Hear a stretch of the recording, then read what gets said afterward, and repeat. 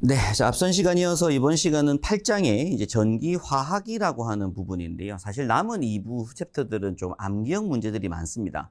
근데 이 또 관련된 계산 문제들 같은 경우에는 실기시험에 조금 나오긴 하니까 나중에 또 문풀을 통해서 어떤 문제풀이도 한번 필요한 부분이긴 한데 주는 좀 암기 내용들이에요. 그래서 8장에 보시는 건 전기화학이라고 하고 1번에 보시는 건 건전지 종류입니다. 우리가 알고 있는 건전지, 전지라고 말하고 있는데 이 건전지는 현재 크게 두 가지죠. 1차 전지와 2차 전지로 구분하고 있습니다. 1차 전지를 우리가 이제 보통 전지라고 불러요. 보통 전지. 이게 이제 일반적인 건전지를 말하고 한 번 방전되고 나면 재사용할 수 없는 건전지를 우리가 1차 전지라고 부릅니다. 1차 건전지의 종류들이 좀 많이 개발했었던 것들이 있었어요. 망간전지, 공기전지, 수은전지, 다니엘전지, 클라크전지, 이런 것들이 있었는데 종류를 외우실 건 아니고 일단 여러분께서는 1차 전지가 보통 전지라고 한다는 거, 그걸 한번 체크하시면 되고, 표준 전지라고도 하고요. 그래서 이런 전전지를 말한다 라는 거죠. 이런 원론적인 내용들은 대표적인 표준 전지는 웨스턴 전지 쓰는데 카드뮴 이것도 많이 쓰죠, 그죠? 요새 많이 쓰는 게 카드뮴 많이 쓰고 있는데 이런 건전지들이 있습니다. 1차 전지는 중요한 건 아니고요. 저희가 소방에서 쓰고 있는 건 2차 전지, 1차 전지를 쓰고 있는 건 현재 휴대용 비상조명 등이라든지 단독경보용 감지기 때 쓰긴 하는데 거의 주는 저희가 2차 전지가 수신기 안에 내장되어 있는 건전지입니다. 자, 2차 전지가 우리가 이제 축전지라고 불러요. 2차 전지를 축전지라고 부르는 거고, 그래서 정의가 방전 방향과 반대 방향으로 충전하여 반영구적으로 사용할 수 있는 건전지를 2차 전지라고 부릅니다. 일단 크게 두 가지 계열이 있어요. 연축전지가 있고 알카리 축전지가 있는데 납축전지 계열입니다. 우리 연축전지라고 하고요. 납연자를 써서 납을 쓰냐 알카리 쓰냐 그런 얘기인데 일단 그 두 가지가 있다라는 거 한번 알고 계시면 되고 이 두 가지의 어떤 화학적인 반응 현상은 좀 이따가 보도록 하겠습니다. 자, 이어서 보시는 건 이번에 건전지 이상현상이라고 하는 게 나옵니다. 여기 이제 축전지에서 발생하는 이상현상 설명하는 건데요. 일단 첫 번째가 국부작용. 전해질 용액의 조성이나 온도, 압력 변화 및 이물질 침입 등에 의해 용액이 불균일해지면서 내부에서 국부적으로, 그러니까 어떤 부분적으로 전이차가 발생하게 되고 이 전이차를 국부전지라고 한다. 이 국부전지에 의해 전지 내에서 자기방전 같은 것들이 일어나게 되는데 이러한 현상을 국부작용이라고 합니다. 시험 문제에서 설명상 나옵니다. 이 국부란 단어가 무조건 나와요, 시험 문제에서. 그럼 그때 국부작용으로 체크를 하시는 문제고요. 그 다음에 이어서 이번에 분극작용이 나옵니다. 건전지에 부하를 걸면 축전지에다가 필라멘트 전구 같은 것들을 연결을 하면 양극의 어떤 표면에 수소가스, 그러니까 건전지 쪽에 수소가스가 발생을 하고 전류 흐름을 방해하게 된다. 이러한 현상을 우리가 분극작용 또는 성극작용이라고 하며 전지의 기전력을 낮추게 되고요. 이때 감극제를 건전지에 넣으면 그나마 분극작용 발생을 방지할 수도 있다. 이런 얘기를 하는데 일단 이게 중요한 단어입니다. 그죠? 수소가스. 건전지 쪽에서 이 수소가스가 발생하는 현상을 우리가 분극작용 또는 성극작용이라고 하게 되고 건전지 전압이 좀 낮아지는 이런 효과가 발생한다 이거죠. DC 24V짜리인데 22V, 23V가 나오는 이런 현상을 우리가 분극작용이라고 부릅니다. 그 다음에 설페이션, 건전지를 장기간, 요건 시험 문제에서 요게 제일 다 많은 시험에 나오는 단어고요. 방치 상태, 오랜 기간 동안 또는 과방전 시에 극판이 노출되면 극판의 유백색의 어떤 은색 계열의 황산염이 침착되는 현상으로 마찬가지로 기전력 감소 및 전지 수명 단축을 초래하는 현상을 말합니다. 이걸 설페이션이라고 하고 이게 황이죠, 황. 그러니까 황산염이 생성되는 현상을 우리가 설페이션이라고 합니다. 시험 문제에서도 이거 암기 문제예요. 다음 보기 중 2차 전지에서 발생하는 이상현상에 대한 설명을 옳은 것은 이런 문제인데 설명을 쭉 하면 그게 어떤 작용이고 어떤 현상인지를 체크하는 문제이기 때문에 이것도 이제 기출문제 푸시면 됩니다. 문풀에 보시면 나오는 부분이고요. 일단 건전지에서 이제 또 발생하는 하나의 법칙으로 패러데이 법칙이라고 하는 게 하나 소개가 됩니다. 전해액에 전기가 흐를 때 물질이 석출이 되는데 이때 석출되는 물질의 양은 통과하는 전하량, 전기량에 비례한다라고 해서 이제 W는 KQ, 이때 Q가 이제 전하량이고요. 그러면 KIT가 되겠죠, 그죠? Q가 IT니까. 요때 이제 W가 석출되는 물질의 양이고, 요때 이제 K 값이 화학 당량이라고 해서 요게 이제 1쿨롱당 석출되는 물질의 양, K 값입니다. 상수값 같은 거죠. 예. 그래서 어떤 물질들마다 다 다양한 값들을 가지게 될 건데, 그래서 해당 어떤 물질들마다 전하량이 지나갈 때 석출되는 어떤 물질의 양이 다 다르더라라는 얘기고, 그래서 그게 이제 그램 퍼 쿨롱이라고 해서 이 쿨롱당 그램 값이 있다 이거죠, 그죠? 예. 그럼 결국에는 전체 전하량만 알면 됩니다. K를 할 때 전하량 곱하기 K 하게 되면 물질의 양을 구하는 공식이 나오더라.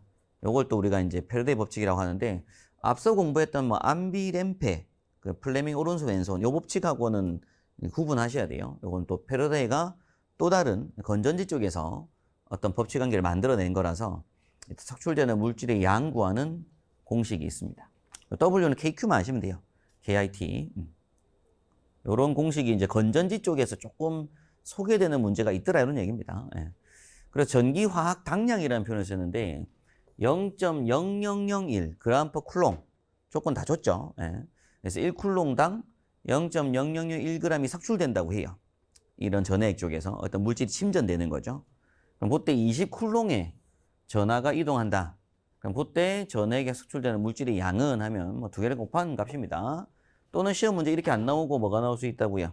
전류하고 시간이 줄 수 있겠죠, 그죠? 그럼 전류 곱하기 시간 하면 쿨롱이니까 그렇게 해서 쿨롱 구하는 값입니다. 두 곱하면 0.002g의 물질이 어떤 침전되고 석출되더라 이런 얘기를 하게 됩니다.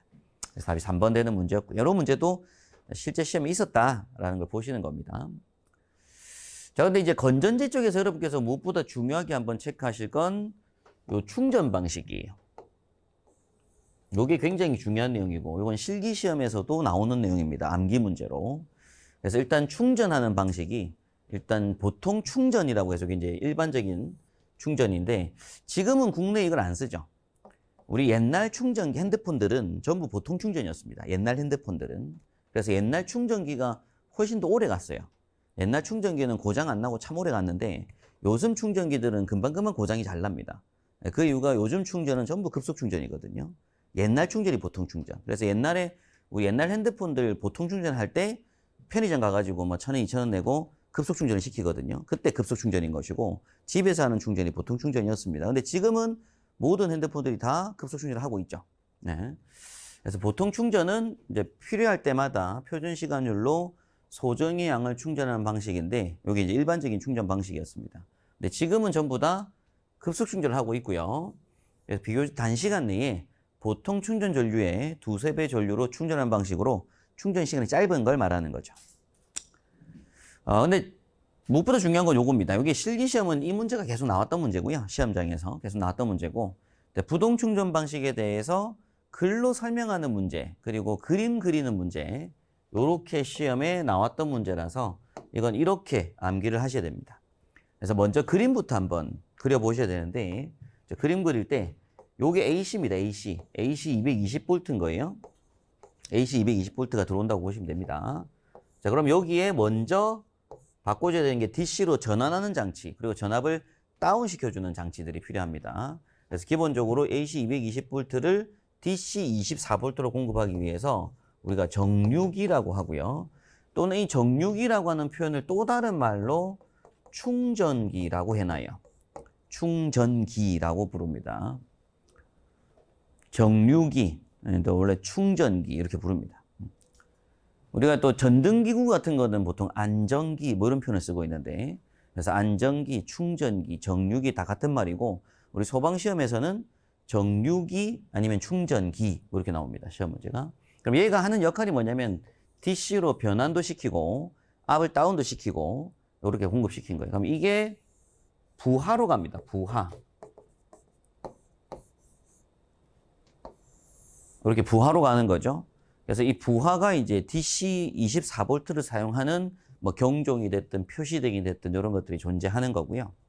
표시등 24V짜리 선로 연결되게 되면 플러스 마이너스라는 표기가 반드시 있게 되죠. 그래서 우리 교류 전압에서는 플러스 마이너스라는 표기가 원래 없습니다. 교류 전압 플러스 마이너스 표기가 없고 직류 전기에서는 플러스 마이너스라는 표기가 있어요.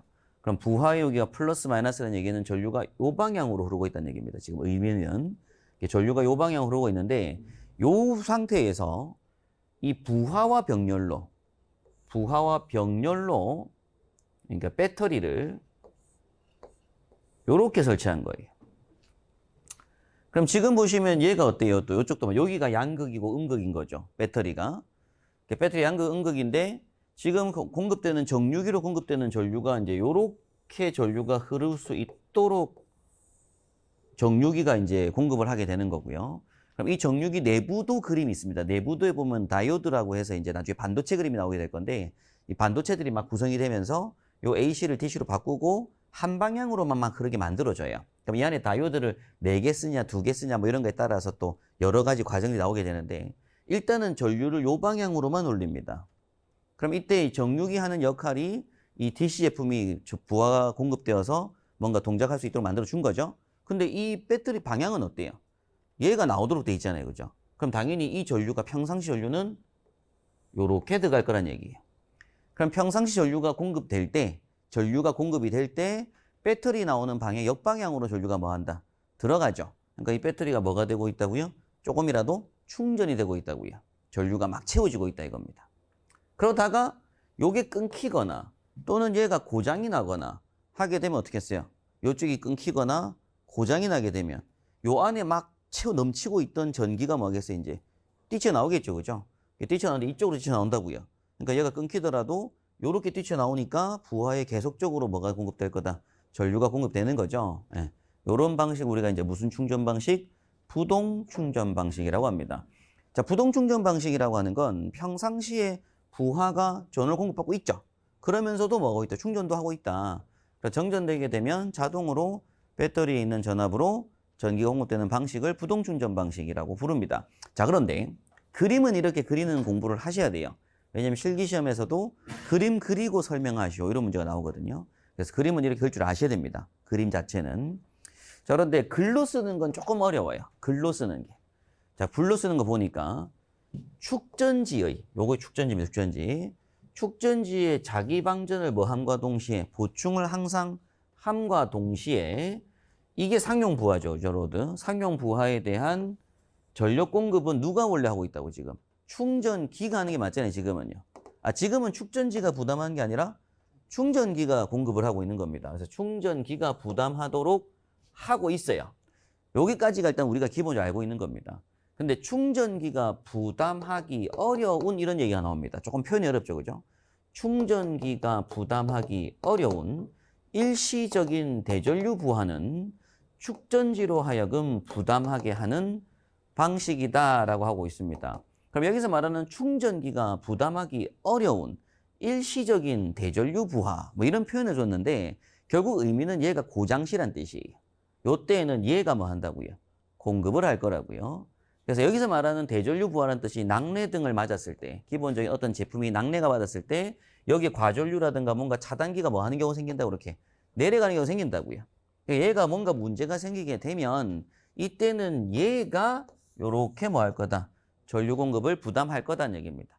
그래서 평상시에는 누가 부담하고 있다가 충전기가 부담을 하고 있다가 어떤 문제 시에는 누가 부담한다고요? 축전지가 부담한다고요. 근데 그 표현을 뭐라고 돼 있다? 충전기가 부담하기 어려운 일시적 대전류 부하의 경우 축전지로 하여금 부담하게 하는 방식이다라고 용어 정의가 좀 어렵게 설명이 돼 있다 뿐이에요.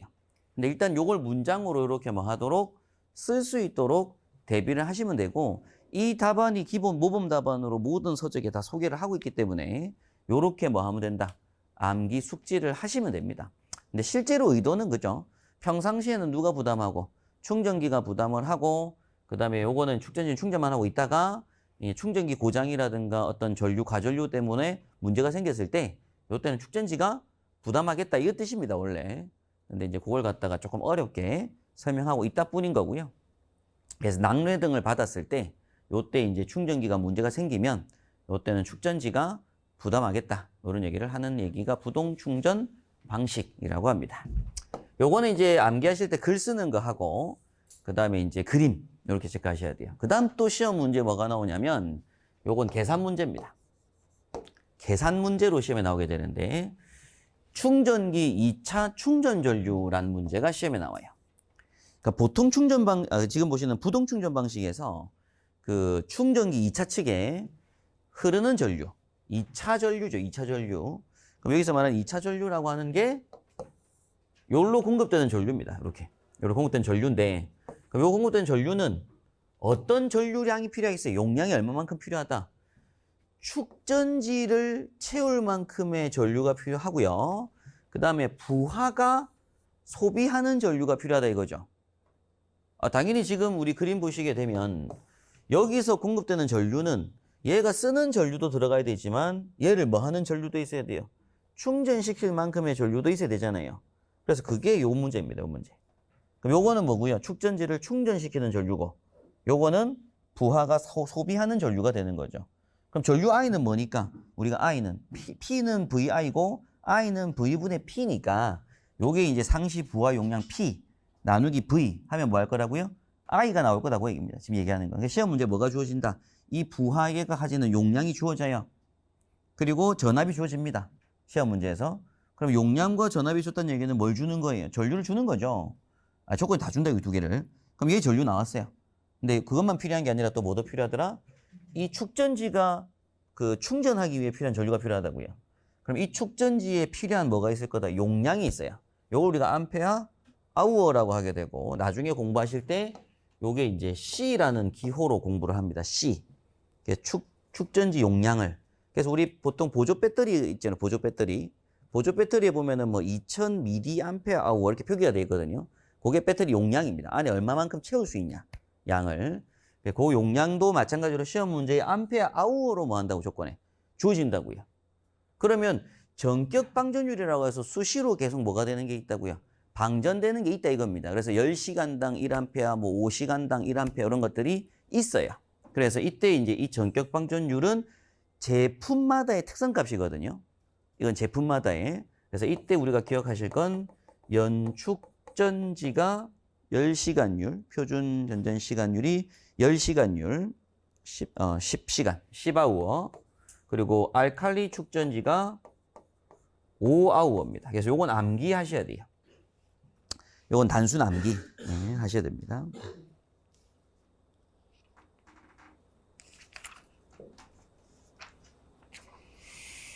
전격 방전율이라고 해서 1A가 소비되는 데 걸리는 시간 이런 개념인데 일단 10시간 걸린다. 그리고 알칼리는 5시간 걸린다. 이런 얘기입니다. 그렇다 보니까 요 암페어 아워를 요 시간으로 나눠주면 뭐가 나온다고요? 암페어가 나오죠. 그죠?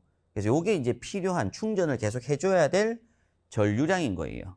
그래서 축전지에 필요한 전류량 구하는 공식하고 그리고 부하에 소비되는 전류값하고 그걸 합친 전류가 충전기 2차 전류가 돼야 된다. 이런 얘기를 하는 문제입니다. 시험 문제 뭐가 나온다고요? 요 축의 전격률이 나와요. 그리고 요거는 외웠어야 되고 그리고 요거 조건 줍니다. 그럼 암페어 나오죠. 그죠? 합친 암페어가 답이 되는 이런 문제로 체크하셔야 됩니다. 자, 그럼 밑에다가 한 개 더 쓸게요. 여기서 올려놓고 나서 그럼 다시 여기서 그럼 충전기 2차 출력을 묻습니다. 2차 출력. 출력이라고 하는 건 기호가 뭐다? P입니다. P. 그럼 이때 2차 출력 P는 뭐가 되면 돼요? V 곱하기 I 하면 되겠죠. 그죠? 그래서 요 I 값이 여기로 들어가는 겁니다. 요 충전 전류값. 그리고 V는 표준 전압 쓰시면 됩니다. 자, 그리고 한 개 더. 요 두 식을 이제 공부하신 건데, 여기서 요 값 있잖아요. 상시 부하 용량이라고 하는 요 값. 요 값이 기호가 P죠, P. 요거는 V입니다, V. 그죠? V. 그런데 요 P가 단위가 지금 책에 보니까 볼트 암페어라고 돼 있어요.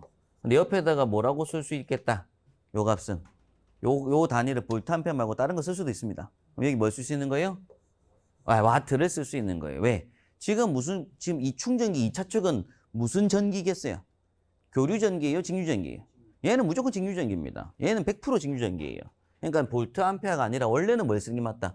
와트 쓰는 게 원래는 맞는 표현입니다. 근데 어차피 볼트 암페어 와트는 뭐 한 거니까? 같은 거니까 책에서 이렇게 표기한 것 뿐인 거예요.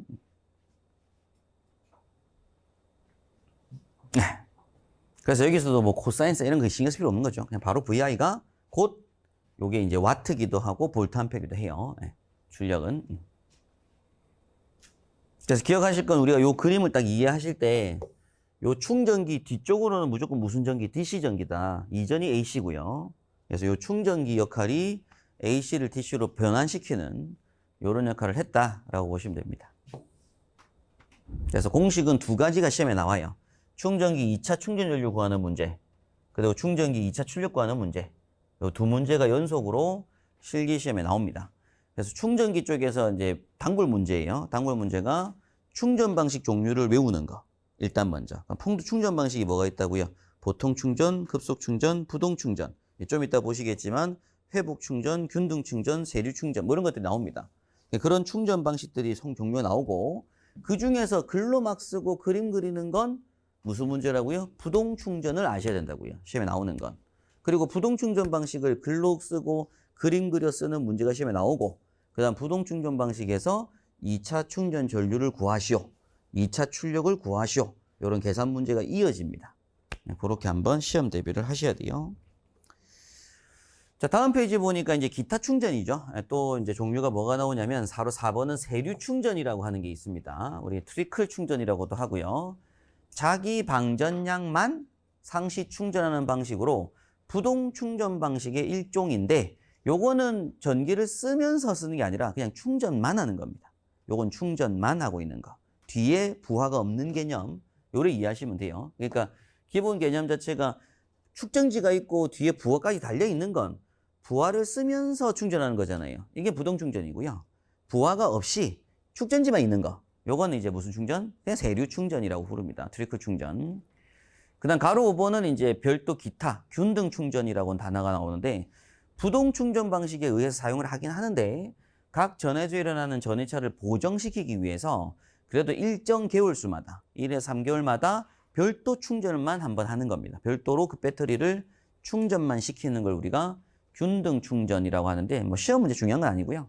1에서 몇 개월마다 3개월마다 그래서 어떤 주기를 가지고 충전을 한번 제대로 하는 거. 이걸 우리가 무슨 충전? 균등 충전 방식이라고 합니다. 자, 그리고 옆에다가 한 개 더 가로 6번 해가지고 우리가 회복 충전도 있어요. 회복 충전. 그래서 요거는 그냥 시험 문제 뭐라고 나왔냐면 그냥 기능 회복을 위해서 기능 회복을 위한 충전이 또 하나 있더라. 이렇게 해서 6번으로 한번 정리하시면 될 것 같습니다.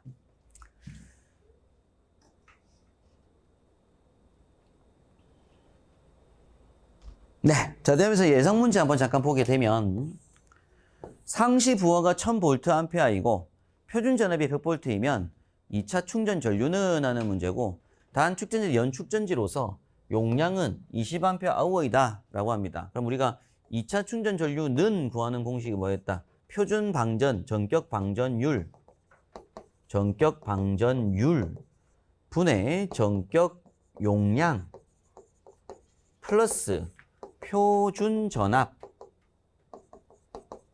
분의 상시 부하 뭐 이런 식으로 암기하시는 게 필요하고요. 자, 여기서 필요한 건 요 자리에 들어가는 게 기호가 아우어, 단위가 아우어. 요 자리에 들어가는 건 암페어 아우어. 그리고 요 자리에 들어가는 건 볼트. 요래 들어가는 건 와트기도 하고 또는 볼트, 암페어기도 하다는 겁니다. 그러면 여기 볼트 소거되니까 뭐가 나온 것이고 암페어 나오는 것이고 아우어 소거되니까 뭐가 나오는 거다? 암페어가 나오는 거죠. 그런데 여기에 지금 주어지는 값은 얼마라고 했고 20이라고 조건을 줬고 그 다음에 또 표준전압은 100V라고 조건을 줬고 그리고 상시 부하는 얼마라고 했고요. 1000VA 조건 줬고 그런데 연축전지니까 몇 시간이다? 10시간인 건 외워야 되고 그러면 여기 아우어 암페어 나오죠. 그죠? 그렇게 해서 12A가 나오는 문제입니다. 근데 이런 문제들도 계속 반복되는 문제라서 일단 기출 풀어보시면 아시겠지만 이런 문제들 한번 또 보는 게 중요한 거죠. 자, 그다음 이어서 이제 5번에 보시는 건 그 연축전지와 알칼리 축전지의 화학 반응식을 이제 보는 건데 연축전지는 양극과 음극에서 뭐 과산화 납 그리고 납 요걸 쓰고요. 전액으로는 황산을 씁니다. 황산, 요거 납, 산화납. 그래서 과산화납하고 납이 있을 때 이게 방전되게 되면, 이때 전기를 쓰게 되면 양극에 둘 다 뭐 황산납이 형성이 되게 되고요. 그리고 전액은 황산이 이제 물로 변화되더라. 뭐 이런 개념이죠. 근데 반대로 충전을 시켜주게 되면 다시 물에 이 황산이 들어와서 황산이 되게 되고, 여기에서 이제 황산납이 황산들이 빠지면서 물로 들어간 거죠. 그렇게 해서 남는 게 이제 한쪽은 과산화납, 한쪽은 납, 이런 식으로 다시 역으로 만들어집니다. 그래서 요거는 이제 또 기출 문제를 풀어보시는 게 중요합니다. 문제를 풀어보면 일단 연축전지의 화학 반응식으로 옳은 것을 하는 문제, 또는 연축전지에서 양극, 음극 이런 표현을 쓰고요. 이때 이제 방전 시 생성되는 물질 요거를 묻는 문제라든지 이렇게 시험에 나옵니다. 그래서 중요한 건 납이 들어간다는 거죠. 연이 납이니까. 자, 그래서 가로 2번에 알칼리 축전지입니다. 알칼리 축전지 같은 경우에 이제 양극에는 수산화, 산화니켈, 그리고 카드뮴 이런 것들을 쓰게 되고요. 그럼 방전 시에는 그냥 단순히 수산화 니켈, 수산화 카드뮴 이런 것들이 생성되게 되는데, 알칼리 축전지가 사실은 카드뮴 축전지죠. 카드뮴 축전지. 그래서 일반 보통에도 쓰이는 전지인데 카드뮴을 씁니다. 그래서 여기 이제 니켈하고 카드뮴 이렇게 두 가지 제품을 써가지고 여기서 이제 둘 다 니켈과 카드뮴이 수산화 니켈, 수산화 카드뮴이 형성되는 과정을 우리가 알칼리 축전지라고 부릅니다. 예. 그래서 전기를 다시 또 공급을 하니까 다시 이렇게 바뀌고, 전기를 쓰니까 이렇게 되고, 이런 성질을 가지는 것들을 우리가 알칼리 축전지라고 불러요. 자, 6번에 이제 도전율이라고 하는 용어가 나오는데, 아까 그 중간중간에 전액이 있습니다. 이렇게 여긴 전액이 물이 있고요. 여기는 이제 황산이라고 하는 전액이 있죠. 그럼 이 전액의 그런 농도와 비례하여 뭐 증가한다, 뭐 이런 얘기를 하는데, 뭐가 뭐하고요. 크게 외우실 건 아니고. 자, 7번 보시는 거. 요것도 굉장히 중요한 주제입니다. 요것도. 이걸 축전 용량이라고 하고 이제 C라는 기호를 써요. C. 얘는 단위가 암페어 아우어입니다. 암페어 아우어. 앞서 좀 전에 그리고 충전기 2차 전류 구할 때 2차 충전율은 했을 때 전격 방전율분의 전격 용량 플러스 표준전압분의 상시부하 했어요. 그럼 여기서 말하는 전격 방전율분의 전격 용량 할 때 그 전격 용량이 요 값입니다. 그런데 이제 우리가 보통 보조 배터리 같은 경우 보면은 그 2000mAh라고 찍혀져 있잖아요. 그죠? 그럼 봤을 때 이제 이 배터리는 용량이 2000mAh짜리인 거죠. 그런 것처럼 우리가 배터리 용량이 있습니다. 근데 이 용량을 앞서서는 조건을 준다고 제가 말씀드렸잖아요. 시험 문제에서. 근데 이 축전지 용량을 따로 구하는 식이 또 있더라 이거죠. 축전지 용량 구하는 공식은 L분의 1 곱하기 KI라는 공식을 씁니다. L분의 1 곱하기 KI. 근데 이걸 우리가 이제 뭐라고 부르냐면 단순부하라고 불러요. 단순부하. 요거 구하는 공식을 우리가 단순부하라고 하고요. 나중에 실기 공부를 하시게 되면, 2차 공부를 하시게 되면 변동부하를 공부하시게 될 겁니다. 근데 지금은 일단 필기 과정에서는 단순부하만 정리를 하시면 되고요. 2차 과정 갈 때 변동부하 공부를 하실 건데, 어떤 단순부하가 뭐냐면 유도등에 들어가는 배터리가 단순부하예요. 유도등이라는 제품 안에 들어가는 배터리가 단순부하입니다. 그럼 유도등이 정전돼 불이 켜져 있다가 유도등이 지금 부동 충전하는 중입니다. 그러니까 램프를 막 켜고 있어요. 그럼 AC가 들어와가지고 유도등 기구 안에 정유기가 있다고요. 그럼 DC로 바꿔가지고 램프를 켜고 있죠, LED를. 그래서 배터리를 충전도 하고 있는 중인 거예요. 그러다가 건물이 정전 딱 됩니다. 그러면 AC가 끊기잖아요. 그때 이 배터리에 있던 전기가 나와서 불이 켜고 있다고요. 근데 이때 배터리는 이 유도등을 몇 분간 점등시킬 수 있는 용량이 되냐면 20분 동안 점등시킬 수 있는 용량이면 됩니다. 그럼 단순히 이 유도등 제품 자체를 몇 분간, 20분간 점등시킬 수 있는 용량이면 되잖아요. 그죠? 그러면 이 유도등이 켜지기 위한 소비 전류가 있다고요. 그리고 20분이라는 시간에 해당되는 아우가 있을 거잖아요. 그 두 개를 곱한 게 요 값인 거예요. 그냥 단순히 KI 한다고요. K가 뭐냐면 요 K가 아우어고 I가 암페어인 거예요. 그래서 해당 유도등 기구가 필요한 전류가 있을 거잖아요. 거기다가 유도등이 켜지고 있고 싶은 시간이 있다고요. 그럼 그 두 개를 뭐 한 거?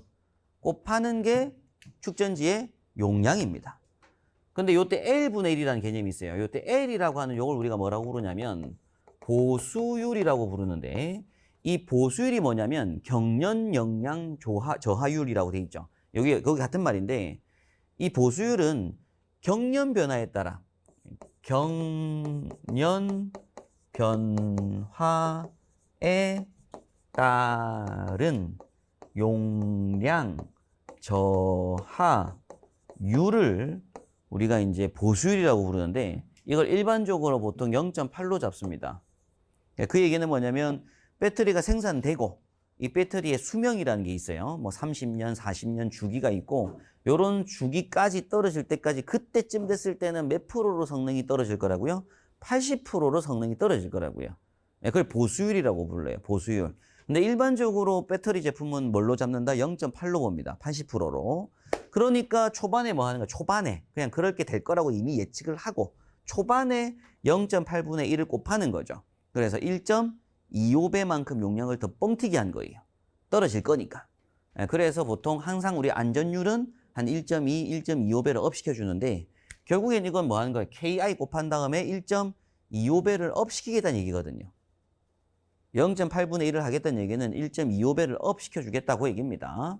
그래서 이때 L이라고 하는 걸 용어를 뭐라고 부른다고요? L을 보수율이라고 한다는 거. 그럼 보수율의 뜻이 뭐죠? 라고 했을 때 연차 변화, 시간 변화, 경련 변화라는 표현을 쓰는데, 경련 변화에 따라서 용량이 뭐가 될 거라고요? 감소하고 저하할 거라고요. 그 용량 저하율을 우리가 보수율이라고 부릅니다. 그럼 이 값은 그냥 단순히 뭘 하는 것이고요. 1.25배 업 시켜주는 거고, 그럼 우리가 필요한 건 뭐가 필요한 거라고요? K하고 I가 필요하다 이거죠. K하고 I. 그럼 여기서 K가 뭘 뜻한다고요? 시간이라고요. 시간. K는 hour. 그리고 I가 암페어죠. 그죠? 그래서 이걸 우리가 제가 무슨 부하? 단순 부하라는 표현을 썼어요. 그래서 유도등 기구 같은 경우에는 그냥 단순히 정전되자마자 몇 분간, 20분간만 점등되면 되거든요. 그걸 단순 부하라고 부릅니다. 자, 근데 변동 부하가 있어요. 변동 부하는 뭐냐면 정전이 딱 됐었잖아요. 그럼 이 배터리가 한 60분 정도는 10A를 유지를 해야 되는 거예요. 그러다가 60분 지나고 다음 30분은 20A가 돼야 되는 거예요. 그 다음 10분은 뭐 80A가 돼야 되는 거예요. 이런 식으로 전류가 시간 변화에 따라서 뭐 해야 된다? 달라지는 거. 이걸 우리가 무슨 부하? 변동 부하라고 부릅니다. 그래서 그 변동 부하를 갖고 있는 대표적인 제품이 또 수신기라는 게 있어요. 화재 수신기는 정전이 되게 되면 60분 감시할 수 있는 전류가 필요하고요. 10분간 경보할 수 있는 전류가 필요하거든요. 그럼 감시 전류량과 경보 전류량이 달라요. 그리고 감시는 60분이라는 시간이 공급돼야 되는 부분이고, 경보 시에는 10분의 시간이 공급돼야 되거든요. 그럼 이때 시가 다르잖아요. 이걸 우리가 무슨 부하? 변동 부하라는 표현을 씁니다. 근데 이 변동 부하하는 방법은 2차 실기 때 3가지로 공부를 해요. 변동 부하하는 방법 자체가. 시간 변화에 따라서 전류가 계속 상승하는 제품들이 있습니다. 그러니까 필요한 거. 그러니까 시간이 지날 때마다 전류가 계속 뭐가 돼야 되는, 커져야 되는 제품이 있을 수가 있는 거고요. 또 시간 변화에 따라서 이런 전류량이 점점 감소가 되는 제품도 있을 거라 이거죠. 또 어떤 제품은 일정 시간 요만큼 전류를 하다가 또 일정 시간 요만큼 전류하다가 또 일정 시간 요만큼 전류하다가 전류량을 변화시켜줘야 되는 제품도 있을 겁니다. 그런 걸 우리가 무슨 부하라고 한다고요? 변동 부하라고 불러요. 그래서 이 변동 부하할 때 구하는 C 구하는 공식은 몇 가지 형태가 있는데, 기본적인 공식 형태로 L분의 1을 하고요. K1, I1 플러스 K2, I2 플러스 K3, I3 이런 식으로 풀이를 할 거라 이거죠. 그러면 I1이란 전류로 K1 시간만큼, I2란 전류로 K2란 시간만큼 이런 뜻입니다. 그럼 각각의 암페어워를 다 더해서 0.8분의 1을 곱하면 그게 필요한 배터리의 뭐다? 용량이다. 이런 식으로 구하는 문제를 나중에 공부하시게 돼요. 이건 실기 때 공부하실 거고요. 자, 일단 우리가 기본적으로 아셔야 될 건 축전지 용량을 나타내는 기호가 C고요. 여기 단위가 뭐다? 암페어 아워죠. 그죠? 자, 암페어는 또 다른 말로 뭐가 되는 거예요? 쿨롱이 쿨롱. 이게 전하량. 이 전하량. 그죠? 예, 그런 표현을 쓰고 있습니다. 그래서 암페어 아우어, 여기 C라는 표현을 쓰고 있다. 배터리에서.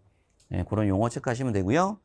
자, 밑에 예상 문제 잠깐 뭐 보시면 축전지에 대한 설명으로 틀린 것은 하는 문제인데, 그러니까 앞에서 우리가 전액의 농도와 도전율은 서로 비례한다. 그래서 4번이 좀 틀린 설명으로 되어 있는 문제고요. 나머지 전액이 황산이고 알칼리 전액은 물 맞죠, 그죠? 앞에 했던 화학식에 있던 이런 설명하는 거고요. 연축전지 양극은 과산화납이고 음극은 그냥 납이었거든요. 뭐 이런 거 맞는지 틀린지를 보는 이런 형태의 문제입니다. 그리고 충방전을 계속 사용하는 거 반영구적인 게 뭐라고 한다고요? 축전지라고 하고요. 그 안에 이제 이 황산이라든가 물 같은 전액이 있다고요. 그 전액의 농도와 도전율은 서로 비례한다라고 했던 겁니다. 그런 글들을 한번 보시는 문제고요. 그 다음에 이제 축전지 용량 산정할 때, 아까 C는 L분의 1 KI 공식을 썼을 때 고려하지 않는 것은 하는 문제인데, 뭐 기본적으로 방전 전류, 요게 이제 소비 전류 I가 있죠. I. 그럼 K라고 하는 게 용량 환산 시간입니다. 그리고 L이라고 하는 게 보수율이고요. C가 용량이에요. 답은 3번. 축전율 이런 용어는 없어가지고 답이 3번 되는, 축전율은 이제 효율 같은 건데 효율 좀 공식이 없죠, 이게. 그래서 답은 3번 되는 문제입니다. 납축전지와 알칼축전지의 뭐 비교 특성이 나오는데 요거는 한번 외우도록 할게요. 요건 한번 외워야 됩니다. 요거 외워야 되고, 요것도 한번 외워 놓으시고요. 그 다음에 요 정도 개념, 요 정도 개념은 조금 비교를 할 수 있으면 좋을 것 같습니다. 시험 문제 또 축전지에 대한 설명으로 틀린 것은 하는 문제인데, 납축전지가 알칼리 축전지에 비해서 더 뭐 하다 뭐 이런 문제인데, 일단 우리가 납축전지는 2V/셀짜리입니다. 2V/셀. 그럼 여기서 셀이라고 하는 게 뭐냐면, 우리 건전지는 다 이렇게 생겼죠, 지금 현재. 우리가 동그란 형태지 사각형 형태의 배터리가 따로 있긴 하지만 뭐 거의 주가 이런 형태입니다. 그럼 요 배터리가 수신기를 열어보잖아요. 화재 수신기를 딱 열면 그 안에 들어가 있는 배터리가 있어요. 수신기 안에. 근데 그 배터리가 어떻게 되냐면 노란색 테이프로 감겨져 있는 테이프인데, 그게 어떻게 생겼냐면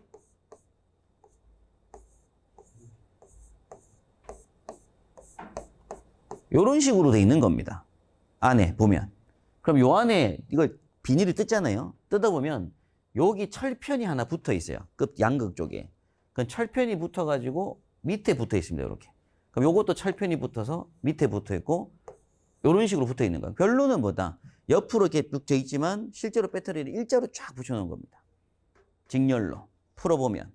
그러니까 2V/셀짜리를 12개 묶여놓으면 24V가 나오는 거예요. 그래서 우리가 수신기가 DC 24V용이거든요. 그러니까는 요 2V/셀짜리 몇 개? 12개가 묶여져 있습니다. 그럼 1.2V짜리는 몇 개 있는 거고요? 20개가 있는 거예요. 배터리가. 그게 한 세트로 된 게 24V용입니다. 배터리. 되겠죠, 그죠? 네. 그렇게 돼 있는 제품들이다라는 표현이고요. 그래서 납축전지는 한 셀당 몇 볼트짜리다? 2V짜리다. 그리고 알칼리는 한 셀당 1.2V짜리다. 그래서 요게 이제 12개 묶이면 24가 나오고 20개 묶여 있으면 24가 나온다 그런 얘기입니다. 그리고 이제 한 개당 공측 용량이 10A/h짜리고요. 이건 5A/h짜리입니다. 배터리 한 개당 쓸 수 있는 용량. 그래서 납축전지가 용량이 훨씬 커요. 전압도 세고. 알칼리보다 납축전지가 용량이 더 많죠. 일단 시간도 크고. 그래서 이때 납축전지가 충전되는 시간은 훨씬 더 뭐 하고요? 오래 걸리겠죠. 용량이 많으니까. 얘는 짧고. 네, 그런 내용이 있고요. 그 대신 얘가 짧은 대신에 뭐냐면 납축전지의 연축전지가 훨씬 더 강도가 뭐다? 기계적 강도가 약하겠죠. 구리, 납 이게 훨씬 더 무르기도 하고 알칼리보다 훨씬 더 약합니다. 네, 그래서 연하다는 표현 생각하시면 되는데, 그래서 이런 약한 축전지이기 때문에 어떤 강도가 어떻다고요? 뭐 기본적으로 특성이 떨어지고 진동 충격에 뭐 하고 약하고 좀 단점이 많아요. 그러니까 충전 시간이 길고 강도가 뭐 한다 이렇게 떨어진다, 약하다, 이런 개념. 오래 보시면 됩니다. 약하다. 근데 가격이 또 뭐하다, 싸다, 이런 건 좀 특징적이 있는 거고요. 네, 그게 비교가 좀 되죠. 네, 이런 것들이 있습니다.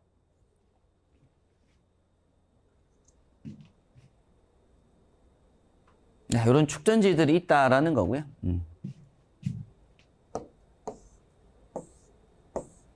자, 다음 이어서 이제 9번에 보시는 건 이제 전동기 설비라고 합니다. 계속 암기 문제들이에요, 지금요. 자, 전동기라고 하는 건 못하죠. 다음 공부할 건 발전기고요. 전동기는 못합니다, 모타. 그래서 동력으로 보통 우리가 모타를 많이 사용하는 이유는 어떤 전원을 용이하게 쓸 수가 있고요. 어떤 가격이 싸고 전기로 인해서 힘 에너지로 변동시키는 거. 전기 에너지를 힘 에너지로 바꾸는 과정 중에 가장 효율적이고 가장 잘 써먹고 있는 거죠. 가격도 저렴하고. 그걸 못합니다, 모타. 이런 거 시험에 나올 건 아니고요. 자, 근데 모타라고 하는 게 어떤 모타가 있어요, 우리 보면은. 일반적으로 자동차 프라모델 같은 거 할 때 보면 직류 모타 있죠. 배터리 꼽는 거. DC 모타. 그 다음에 AC 모타가 있습니다. 그럼 DC 모타는 DC 모타인 거고, AC 모타는 AC 모타인데, 이 AC 모타는 다시 단상 모타가 있고, 삼상 모타가 있을 거라 이거죠. 모타가. 그래서 그걸 설명하고 있는 거고요. 그럼 단상 유도전동기가 이제 AC 220V 두 가닥 쓰는 모타 유도전동기를 말하게 되고, 삼상 유도전동기가 이제 삼상 380V, RST 세 선 꼽아 쓰는 모타가 있을 거다. 그러면 삼상 모타는 그 안에 보면 코일이 몇 개인 거예요? 3개인 거예요. 그런 식으로 돼 있는 게 삼상 모타다라고 보시면 됩니다. 자, 근데 단상과 삼상을 비교를 좀 할 때, 뭐 단상 모타 같은 경우에 뭐 종류가 우리가 사실 전기공학을 공부하게 되면 모타 내부도도 막 뜯어보고요. 안에 코일 방향도 보고, 이 코일 방향에 따른 전기 공식도 또 보고 뭐 이런 것들이 있는데, 뭐 그것까지 보기에는 양이 너무 많고요. 그래서 단상 모타의 기동하는 방식들이 시험에 자주 나와서 일단 가장 많은 형태 중에서 이제 기동 토크, 기동 시 힘이 제일 좋은 거, 그게 이제 반발 기동형이라는 거, 요거 한번 체크하시면 되고, 그다음 또 시험 문제 나오는 게 다음 보기 중 단상 유도 전동기의 기동 방식이 아닌 것은 이런 문제입니다. 그럼 이것들이 전부 다 단상 유도 전동기의 기동 방식이라는 거고요. 그럼 비교해서 시험에 나오는 게 요런 거예요. 감압 기동법, Y델타 기동법,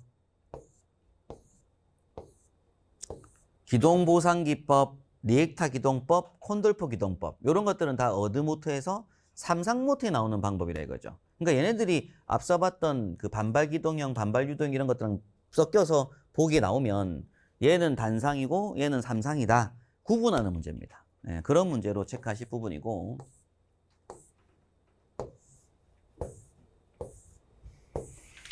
그래서 이제 단상기동형의 종류는 반발기동, 반발유동, 분산기동형, 콘덴서 기동형, 쉐이딩 코일형 이런 것들이 있고요. 이런 것들이 뭐 어떤 건지 자세한 거는 넘어가도록 하고, 자, 삼상유도 전동기에서는요, 삼상 기본적으로는 감압기동이 주겠죠.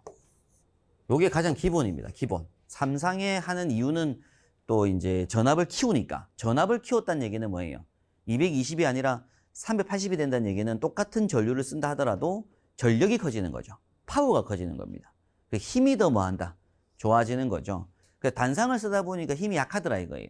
만족을 못하니까 이제 만들어낸 게 뭐다? 삼상 모타를 만들어냈습니다. 그러니까 좀 더 뭐 파워가 세더라 그런 얘기죠. 일단은 전전압 기동은 삼상이지만 시작과 동시에 뭐 하는 거예요? 바로 삼상 공급을 그대로 하는 거. 그걸 전전압 기동이라고 하고, 감압 기동은 뭐 하는 거고요? Y델타 기동처럼 최초의 Y 기동을 하다가 일정 시간, 타이머를 이용해서 일정 시간이 지난 이후에 삼상 전체 공급하는, 이걸 우리가 감압기동법이라고 부릅니다. 그럼 당연히 전전압기동법 하는 건 용량이 작을 때 삼상을 바로 공급하는 거고, 그게 5마력 정도, 3.7kW 이하 되는 소용량 전동기 같은 경우에 기동장치 없이 직접 전전압을 투입하여 기동시키는 방식들이 있고요. 일단 뭐 농용 유도 전동기에 적용된다 이런 표현을 쓰고 있습니다. 요 농이라는 게 말 그대로 농. 요 농이 농인데, 그 모타에 보면 내부 형태가 그런 세장처럼 생긴 게 있어요. 이렇게 철망처럼 만들어 놓은 거. 철망처럼 만들어 놓은 전동기가 있고요. 권선형은 이제 코일 감아 놓은 거고, 그러니까 이건 철망처럼 된 게 이렇게 내부도가 생긴 게 있습니다. 그래서 사실 내부도 사진을 좀 보면 좋은데, 내부도 그림에 따라서 형태가 다르더라. 그런 얘기입니다. 감압기동형이라는 게 있어요. 감압기동형. 요게 이제, 감압기동법. 요게 이제 제일 많이 쓰는 방식인데, 일단은 먼저 감압기동을 채용하는 이유는 과다한 기동 전류로 인한 전동기 손상 방지를 위해 기동 시 전류를 낮춥니다. 근데 이 뜻은 무슨 뜻이냐면, 기동 시 전류를 낮추는 대신에 전압은 높이는 거예요. 그래, 전력을 유지해야 되니까. 그러니까 전압 곱하기 전류가 전력인데, 어차피 삼상 전력은 높다고요. 삼성이 높다 보니까 전류를 뭐하는데 기동 전류를 낮추고 전압을 높이고 맞추고 이후 시간에는 반대로 된다 이거죠. 이후에 델타로 바뀌는 과정은 전류를 높이고 전압을 낮춥니다. 그래서 이제 본 기동을 했을 때에는 전류로 도는 거예요. 전류량으로. 예, 그게 모타입니다. 모타. 최초에는 전압으로 돌렸다가 이후에 뭘로 돌린다고요? 전류로 돌리는 거. 요걸 우리가 삼상모타라고 하게 되고 Y델타 모터인데 일단 기동시 역률자를 방지할 수가 있고 기동시 회록 전자계팩이 보조개전기 등이 개방되는 것을 또 방지하고 결국에는 이제 과전류를 방지하겠다는 얘기입니다. 과전류. 배전선에 이상 전압 강화 발생하는 것을 막아 타기기에 영향을 주지 않도록 하겠다 그런 얘기인데 일단 감압기동법을 채택하는 이유는 모터에 무리 가지 않겠다라는 거죠. 모터에 무리가 가지 않도록 하겠다 이런 얘기입니다. 자, 일단은 종류로 아무래도 대표적으로 우리가 Y델타 기동법이 가장 기본적으로 있고요. 그 다음에 또 이제 뭐가 있냐면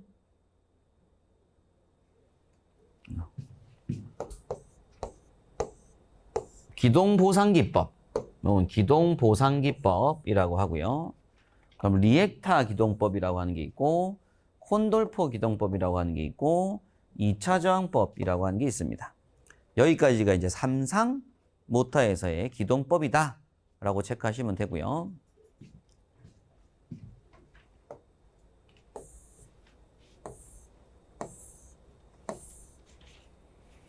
자, 일단 Y델타 기동법을 설명 잠깐 보면 전동기 용량이 5에서 100kW 정도 되는 농형 유도 전동기는 전전압 기동 대신에 Y델타 기동기를 사용하여 기동한다. 기동 시에는 고정자 삼상권선의 접속을 Y결선으로 해서 이동을 하고 각 상에는 전격 전압에 3분의 1배의 전압이 가해지므로 델타 결선으로 기동했을 때보다 기동 시 전류를 3분의 1배로 제한시킬 수가 있다. 반면에 동일한 회전수에서 토크는 전압 제고에 비례하므로 기동 토크 역시 3분의 1로 줄어드는 그런 단점이 있을 수는 있다. 전동기가 전격 속도에 이르면 Y결선에서 델타 결선으로 전환하여 정상 운전을 한다라고 되어 있는데 기본적으로 마지막 이 델타 결선 한 걸 우리가 정상시 기동법이다라고 하게 되고요. Y 기동 상태가 최초 기동, 근데 전류의 루트 3분의 1배, 전압의 루트 3분의 1배, 전류의 3분의 1배, 토크의 3분의 1배, 요런 값으로 기동을 시킵니다. 최초에. 그러다가 일정 시간이 지나고 나서 이제 본 기동으로 바뀌게 되고 본전압, 본전류가 투입되게 되는데 일단 요걸 우리가 이제 Y델타 기동이라고 하고요. 자, 지금 그림 보시게 되면 요게 상이 3개가 들어오죠. 그죠? 그래서 요게 세 상이 들어옵니다. 세 상. 근데 지금 이제 전기설비 기술 기준은 좀 개정이 돼가지고 요 RST라는 기호를 안 쓰고 이제 L1, L2, L3 뭐 이런 기호를 쓰고 있어요. 지금요. 하여튼 세 상이 투입이 돼요. 그럼 세 상이 투입될 때 어떻게 해서 전류가 흐르려면은 뭔가 연결돼서 붙어줘야지 전류가 흐르죠. 그죠? 그래서 이때 여기에 코일이 이렇게 3개 코일이 있잖아요. 코일 3개가. 그럼 요 코일 3개로 전류가 흐르면 요 주변에 자기장 자력으로 모터를 돌려주는 개념입니다. 근데 이때 지금 보시면 여기 MCY라고 돼 있는 요 값이 MC라고 하는 게 이제 마그넷 컨택트가 떨어져 있다가 얘가 뭐 하면 붙으면 요 솔로 3개가 붙는 거죠. 그럼 공급되는 전력이 딱 투입되는데 요게 붙음과 동시에 전류가 흐를 거잖아요, 이제. 그럼 서로 간에 막 지나갑니다. 그럼 이걸 딱 붙였을 때는 무슨 기동? Y 기동. 왜 솔로 3개가 뭐 한 거니까? 붙은 거니까. 솔로 3개가 가서 이렇게 붙는 결선을 뭐라고 한다고요? Y 결선이라고 한다고요. 그럼 여기에 이제 코일이 있고 코일이 있고 코일이 있어서 여기 주변에 뭐가 발생한다고요? 자기장이 발생하는 겁니다. 자력이 발생하는. 요 원리를 써 Y 기동. 근데 Y 기동을 했다가 일정 시간이 딱딱딱 지난 다음에 얘를 뭐 한다고요? 끊는다고요. 끊으면서 얘가 탁 붙는 거예요. 그럼 얘가 붙을 때 요걸 보통 1, 2, 3 여기를 4, 5, 6번이라고 했을 때 번호를 봤을 때 요게 보면 1번이 어디로 가고요? 6번. 그럼 2번 선 요게 4번으로 가죠. 그리고 3번 선이 5번으로 가죠. 그죠? 요걸 우리가 뭐라고 한다고요? 델타 결선이라고 한다고요. 1, 6, 2, 4, 3, 5번입니다. 요걸 1, 2, 3, 4, 5, 6 봤을 때 1, 2, 3, 4, 5, 6 보면 또 다르겠지만 일단 1, 2, 3, 4, 5, 6으로 봤을 때 1, 6, 2, 4, 3, 5 결선 요걸 우리가 무슨 결선이라고 한다고요? 델타 결선이라고 하고 요 결선법을 해서 딱 붙여보면 실제로 이런 고리 환이 있고 선이 물리고 선이 물리고 선이 물린 형태가 만들어집니다. 그럼 이렇게 만들어졌을 때 여기에 코일이 있고 코일이 있고 코일이 있는 상태로 전류가 흐를 때 이 코일 전류가 이렇게 막 흐를 수 있는 상태잖아요. 이걸 우리가 무슨 결선? 델타 결선이라고 불러요. 실제로 이 그림을 요렇게 표현하고 있는데 어차피 얘랑 얘랑 같은 거니까.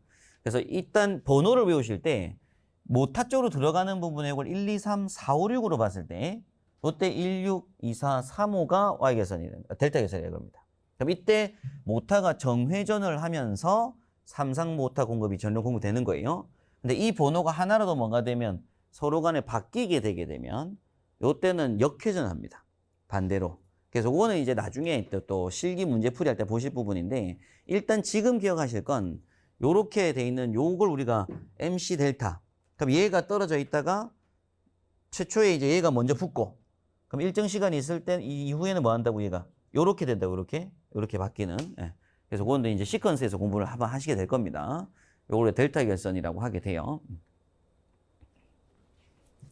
자, 그 다음 한 개 더 이제 기억하시고 암기하실 부분이 Y 기동시. 이것도 굉장히 중요한 문제입니다.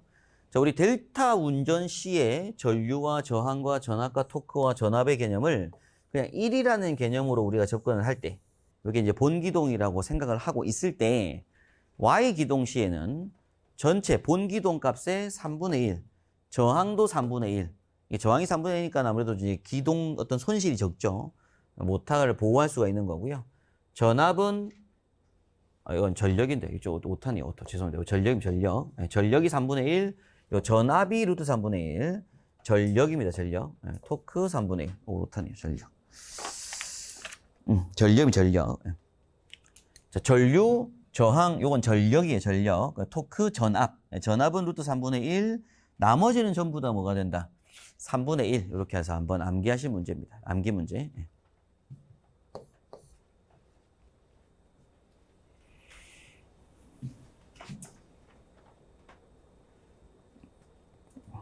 자, 그 다음에 이어서 이제 기동보상기법이라고 하는 게 있고, 리에터 기동법이 있는데, 의도는 그런 거예요. 이게 의도는 어떤 의도냐면, 요거는 선로 방식으로 이제 Y-델타를 바꾼 거고요. 그럼 이렇게 Y-델타를 바꾼 이유는 기동시의 전류를 낮추는 게 목적이죠. 그런데 이제 밑에 보시는 다른 기동법은 요게 없는 거예요. 요게 개념이 없어요. Y 개념이 없어요. Y 개념이 바로 델타만 있습니다. 바로 델타만 있는데 요 이전 과정, 요 자리에다가 요 모타 똑같은 삼상 제품을 한 개를 넣었다가 빼는 거예요. 그럼 처음에 얘를 넣어가지고 뭐 한다고? 전압 분산을 시켜주고 얘도 전력 소비를 하게끔 만들어줍니다. 그럼 얘한테 들어간 전력은 나눠 가지겠죠. 그죠? 두 개 모타니까. 그럼 이 모타가 처음에 같이 돌아가지고 얘가 좀 분산되어서 전력이 작하다가 일정 시간 지난 이후에를 빼는 겁니다. 요 모타를 빼고 선을 딱 붙여주면 뭐가 돼요? 이제 본기동 하겠죠. 그죠?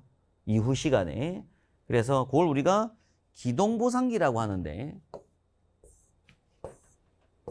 그래서 이제 15kV 이상 되는 큰 규모의 농용도전동기에는 단권 변압기를 사용하여 공급 전압을 낮추고 일단은 다른 걸로 분산시킵니다. 전압 분갈시켜서 낮추어 기동하는 방식이고요. 그래서 50% 전류로 제한한다.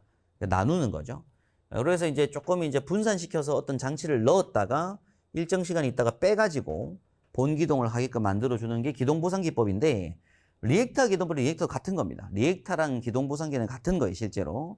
전원과 기동기 사이에 직렬 리액터를 삽입했다가 전압을 낮추어 기동을 하고 이후에 요 리액터를 제거시켜주는 이런 방식으로 우리가 리액터 기동법이라고 하고요. 그리고 뭐 콘돌퍼 이런 건 넘어가셔도 되고 2차 저항법 요건 권선형일 때 쓰는 건데 일단 2차 저항법도 원래 삶이 많긴 하지만 2차 저항법은 시험 대비하실 때 중요한 건 요 권선형 유도전동기에 적용되는 방식을 우리가 2차 저항법이라고 부릅니다. 예, 그 정도 정리하시면 되고, MC 아까 전에 마그넷 컨택트를 써가지고 Y델타 기동기를 쓸 때 필요한 게 릴레이, 타이머, MC, 푸시 버튼 온 오프, 그 다음에 계전기, 이거는 이제 로드 떴을 때 이제 열동 계전기, THR. 그래서 요것들을 나중에, 시퀀스 실기 문제 푸실 때 보게 되면 요거를 이제 시퀀스 공부를 하실 때, 처음에 요렇게 들어오는 자리에 열동 계전기가 붙어요. 열동 계전기가 붙고, 요 자리에 보통 오프 스위치가 한 개 붙습니다. 그리고 여기 내릴 때 온 스위치를 보통 붙여주고요. 여기에 MC, A 해서 자기 유지를 한 개 만들어줍니다. 그리고 이때 이제 다른 게 제품이 있으면 거기 이제 보통 막는 인터락 걸어준 게 하나 있긴 한데, 요 자리에서 이제 MC가 설치가 이렇게 되는 거죠. 그럼 ON을 한번 시켰을 때 뭐가 된다고요? MC가 동작해서 붙어서 MC가 붙죠, 그죠? 근데 이때 MC라고 하는 부분이 뭐 1이 있고 2가 있어요. 그럼 이제 메인 MC가 이게 메인 MC거든요. 그 메인 MC가 먼저 붙습니다. 붙고 여기 코일 3개 해가지고 모터가 달려요. 근데 이 자리에 이제 연결되는 부분은 이렇게 해서 MC 뭐 1 이렇게 붙는 거죠. 메인 MC고 뭐 MC1, 뭐 1, 2, 3도 되고. 그럼 이 자리에는 이렇게 이제 Y가 되겠죠, 그죠? 그다음에 여기서 이제 1, 6, 2, 4, 뭐 3, 5 뭐 이렇게 붙습니다. 그럼 이 자리에 이제 또 MC가 한 개 더 있겠죠. 그럼 MC6에 MC2가 돼요. 그럼 이제 MC6에 붙었을 때, 여기 MC가 붙을 때, 이 자리에다가 바로 뭘 설치하면 MCA를 한 개 더 달고, 여기에 MC1을 달 수 있겠죠. 그죠? 이런 식으로. 개념이. 그럼 요거 딱 붙었을 때 자기 유지되면서 얘가 딱 붙어가지고, 얘가 MC1이 동작을 합니다. 그럼 MC1은 결국 뭐가 되는 거예요? MC랑 동시에 붙는 거잖아요, 지금요. MC가 처음에 온, 오프 딱 누르자마자 요거와 요거는 같이 붙는 겁니다. 그죠? 동시에 붙었는데, 여기 타이머도 한 개, 요쪽에 또 T가 한 개 붙고요. 그럼 요쪽에는 이제 또 뭐가 있는 거냐면은, 뭐, T, 여기 일정 시에 있다 떨어져야 되니까 이렇게 이제 B 접점으로 TB가 한 개 붙습니다. 그럼 요거는 일정 시간 있다가 뭐 하는 거예요? 떨어지게 되겠죠. 그죠? 아까 떨어지게 되니까 요 자리에 붙어야 겠구나. 뭐 이런 식으로 붙습니다. TB가. 그러면 얘가 동시에 붙어서 처음 전류 흘렀다가 일정 시간 있으면 떨어지겠죠. 그죠? 얘가 동작하니까. 그럼 얘는 좀 시간이 있다가 뭐 하는 거고요? 끊어지게 될 거고. 그럼 반대쪽 요쪽에다가 이제 뭐 TA를 달아가지고 일정 시간이 있다가 MC2를 단 거예요. 이렇게. 그럼 여기 일정 시간 있다가 얘가 붙으면 요게 동작하죠. 그죠? 요게 동작하면 얘가 붙을 거잖아요. 근데 MC2가 붙었을 때 옆에 자기 유지가 또 돼야 되니까 또 옆에 자기 유지 MC2 한 개 붙여주고 뭐 이런 식입니다. 그러면 이제 처음에 메인으로 같이 붙었다가 일정 시간 있다가 얘는 떨어지고 딱 붙고 얘는 가속 유지가 되고 둘 다 유지가 되고 있는 중이고 뭐 이런 식인 거예요. 요게 이제 Y델타 기동인데, 근데 정확한 내부도 그림들을 그리고 막 빈칸 놓고 하는 건 실기 때 한번 문제 풀 때 보실 건데, 일단은 구성 요소에 뭐가 있더라고요. 구성 요소에 푸시 버튼, 요걸 이제 과부하 열동 계전기라고 하고요. 그러면 MC가 있고 타이머 있고 릴레이 있고 이런 것들로 구성이 될 거다. 뭐 이런 걸 보는 거죠. 자, 그 다음에 이어서 이제 핵심적인 문제. 이것도 워낙 자주 나오는 단골 문제입니다. 이 펌프용 전동기의 동력, 출력이라고 하지만 사실상은 동력이기도 하고 전력이기도 해요. 요거 계산 문제도 워낙 시험 많이 나오니까 요것도 한번 중요하게 한번 체크를 하셔야 될 공식인데요. 이건 잠깐 쉬었다가 이어서 보도록 하겠습니다.